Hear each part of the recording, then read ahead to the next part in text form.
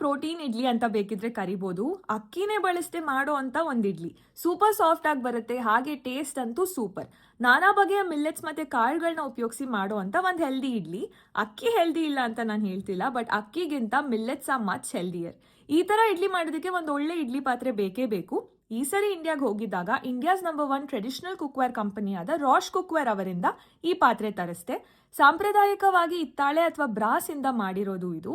Brass cookware use ಮಾಡಿದ್ರೆ ನಮ್ಮ ಆರೋಗ್ಯಕ್ಕೂ ಒಳ್ಳೇದು. ಅಷ್ಟೇ ಅಲ್ಲ, ಈ ಇಡ್ಲಿ ತಟ್ಟೆಯಲ್ಲಿ ಇಡ್ಲಿ ಕಚ್ಕೊಳ್ಳಂಗೂ ಆಗೋದಿಲ್ಲ, ಈಸಿಯಾಗಿ ಬರುತ್ತೆ.